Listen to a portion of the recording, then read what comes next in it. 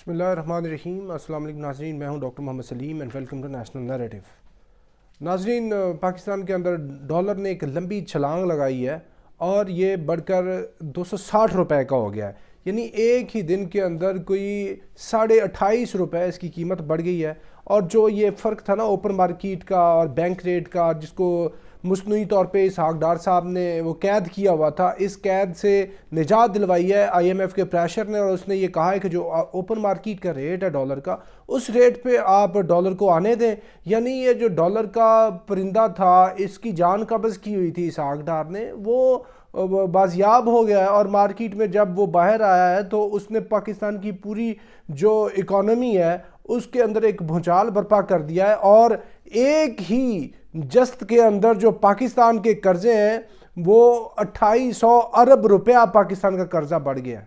2800 ارب روپیہ ایک ہی دن کے اندر۔ تو یہ ہے ان جو ہے نا کرشمہ سازوں کی ساری کرشمہ سازی اور یہ جادوگروں کی ساری جادوگری کہ یہ معیشت کو ٹھیک کر رہے ہیں۔ معیشت ان کا نہ کوئی مقصد و محور ہے، ان کا مقصد صرف پاکستان کو لوٹنا ہے۔ اور اسحاق ڈار صاحب نے یہ جو پاکستان کے ساتھ اتنا بڑا ظلم کیا ہے، یہ ظلم بھی پاکستان کے عوام نے کچھ دنوں کے بعد بھول جانا، بیکاز یہ جب سے آئے ہیں اپریل 2022 میں، جب سے یہ آئے ہیں تب سے لے کر جو ڈالر ہے وہ کتنی بلندیاں چھو رہا ہے، اور پاکستان کے اندر کس طرح کا مسئلہ پیدا نہیں ہو رہا۔ انفلیشن پاکستان کی اپنی پوری تاریخ میں سب سے زیادہ بلندی کو چھو رہی ہے۔ پاکستان کی اکانومی تو بالکل ہی زبوں حالی کا شکار ہے۔ پاکستان کی پالیٹکس، پاکستان کی سوسائٹی، پاکستان کی سیکیورٹی بھی، پاکستان کے سارے جو سیکٹرز ہیں وہ بالکل جو ہے وہ تباہی کا شکار ہیں۔ اور اس کے علاوہ ایک اور اہم بات وہ یہ کہ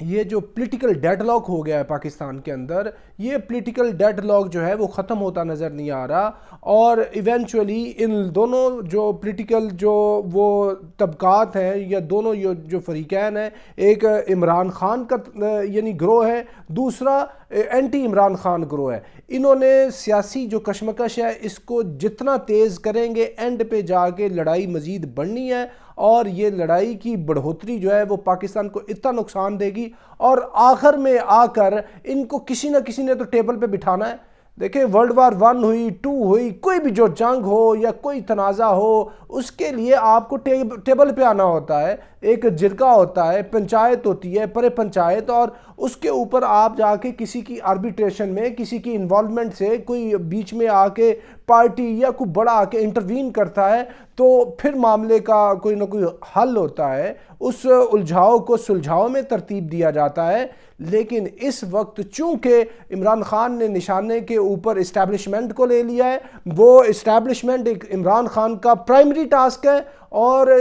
پی ڈی ایم اور پی ایم ایل این اس کا سیکنڈری ٹاسک ہے۔ جب یہ صورت ہوگی تو پھر اس کے اندر جو ہے بغیر کسی لڑائی کے، بغیر کوئی نقصان کے، بغیر کسی سیریس محاذرائی کے ملک جو ہے وہ کسی اور سمت جاتا ہوا نظر نہیں آ رہا۔ اور ایک بات اس میں، جہاں تک عمران خان صاحب نے یہ جو ڈیسیژن کیا ہے ڈیسولوشن آف بوتھ پروونشل اسمبلیز، اس کا جہاں وہ اپنی دانست میں ایک سمجھتے ہیں فائدہ ہے، ادھر ایک اس کا دوسرا پہلو بھی ہے۔ دوسرا پہلو یہ ہے کہ یہ جو اسمبلیز آپ نے توڑ دی ہیں دونوں، آپ کی پوری پارٹی جو ہے وہ ایک اعتبار سے سیاسی اقتداری اعتبار سے یتیم ہو گئی ہے، اور آپ you are at the mercy of the state, کہ یہ جو ابھی نگران آئے ہیں پنجاب کے اندر، کے پی کے اندر، آپ ان کے رحم و کرم کے اوپر ہے، اور یہ دوبارہ سے 25 مئی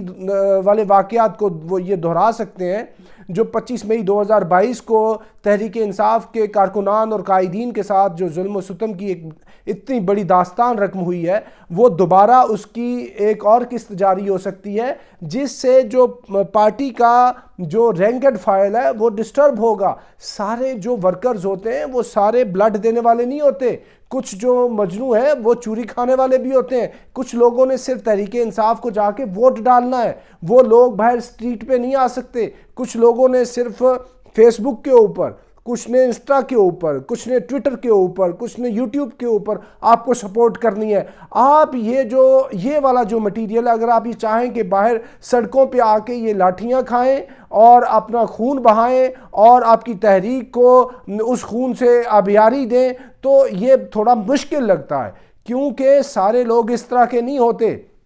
تو یہ جو فیصلہ ہوا ہے، جو فواد چودھری کی گرفتاری ہوئی ہے، پورے میڈیا کے اوپر ایک دن میں فواد چودھری کی گردان جو ہے وہ پڑی جاتی رہی ہے، تو اس سے جو تحریک انصاف کا جو کارکن ہے، وہ ایک کارکن تھوڑا ڈی مورلائز بھی ہوا ہے۔ دیکھیں چودھری پرویز الہی نے جو بات کی ہے کہ میں نے مشورہ دیا تھا کہ اسمبلیوں کو نہ توڑیں، اگر آپ اسمبلیوں کو توڑیں گے الیکشن سے پہلے اور آپ کو جنرل الیکشن کی کوئی سٹرونگ کمٹمنٹ نہیں ملتی، تو یہ پی ٹی آئی کا نقصان ہوگا، جو کہ ابھی فی الحال ایک نقصان سروس لیول پہ نظر آ رہا ہے، کیونکہ جب آپ شور ہی نہیں ہیں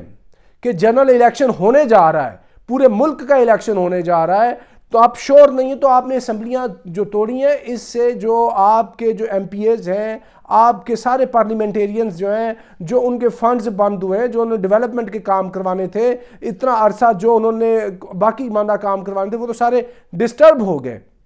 اس اعتبار سے ان کا بھی سینٹیمنٹ ہے۔ تو یہ جو جتنا بیچ میں یہ جو لل پیریڈ ہے، آپ ابھی یہ چاہ رہے ہیں کہ اس کے اندر کانفرنٹریشن اتنی بڑھے کہ پریشرائز ہو جائے پی ڈی ایم کی حکومت، تو پریشرائز تو وہ نہیں ہوں گے، کیونکہ یہ دیکھیں اتنی بڑی وہ انہوں نے خاک چھانی ہے، اتنی بڑی لمبی چھلانگ لگائی ہے۔ یہ جو ڈالر 28 روپے بڑھ گیا ہے ایک دن کے اندر، 2800 ارب روپے کا پاکستان کو قرضے کے اندر انہوں نے دھکیل دیا ہے۔ اتنا بڑا سونامی آئے گا ابھی مہنگائی کا، جس کے اندر بجلی، گیس، تیل، ایڈیبل آئٹمز، ہر چیز کی جو قیمت بڑھ جائے گی، پورے ملک سے وہ لان تان کروائیں گے، اور اتنی زیادہ ان کے اوپر تنقید ہوگی۔ وہ ساری تنقید برداشت کرتے ہوئے تو آپ کو الیکشن میں آنے دیں گے؟ سوال ہی پیدا نہیں ہوتا۔ وہ کچھ بھی کر جائیں گے لیکن الیکشن نہیں ہونے دیں گے۔ تو دوسری صورت میں آپ کا یہ نقطہ نظر ہے کہ میں اسمبلیوں کو ڈیزالو کر کے ان کے اوپر پریشر بلڈ کروں گا۔ اگر پریشر بلڈ کرتے کرتے کوئی انفورسین واقعہ ہو گیا جس سے بہت ہی کوئی بڑا نقصان ہو گیا، تو اس سے کیا ہوگا؟ اس سے ملک کا نقصان ہے، تحریک انصاف کا نقصان ہے۔ تو اس معاملے کو آپ کو تھوڑا سا اور مزید گہرائی سے دیکھنا ہوگا، کیونکہ یہ جو موو ہوئی ہے، اس موو میں تحریک انصاف کو تو فائدہ نہیں پہنچا، بہرحال جو پی ڈی ایم ہے، آپ کے جتنے سیاسی مخالفین ہیں، ان کو فائدہ ضرور پہنچ گیا ہے کہ پورے ملک کی جو سیاسی باغ دوڑ ہے ان کے ہاتھ میں آ گئی ہے، اور آپ کی پوری پارٹی جو ہے وہ بالکل at the mercy of their affairs ہو گئی ہے۔ تو ایسی صورت کے اندر اب جو بھی آپ نے وہ اسٹریٹجی ایوالو کرنی ہے، وہ بڑی پریکٹیکل ہونی چاہیے، ریشنل ہونی چاہیے، ریزلٹ اورینٹڈ ہونی چاہیے، کیونکہ اگر الیکشن وہ نہیں کراتے تو اتنا عرصہ آپ کیا کریں گے؟ اتنا عرصہ پھر out of fear and frustration and depression آپ جا کے جو حکومتی جتنے لوگ ہیں اور پوری سٹیٹ ہے اس کے ساتھ لڑ بھڑیں گے، اس سے نتیجہ کیا نکلے گا؟ اس سے پھر کانفرنٹیشن ہوگی، اور کانفرنٹیشن کے ذمہ دار آپ ٹھہرائے جائیں گے۔ تو یہ بہت سنجیدہ اور پیچیدہ گہرے معاملات ہیں، ان کو آپ سمجھیں اور آپ اپنا اور پارٹی کا نقصان کیے بغیر جو صحیح لائن آف ایکشن ہے اس کو اپنائیں، تاکہ پاکستان آپ کی صورت میں کسی ہر دل عزیز لیڈر کو محروم نہ کر دے۔ تو اب تک کے لیے اتنا ہی، up till next time, thank you very much. Pakistan زندہ باد۔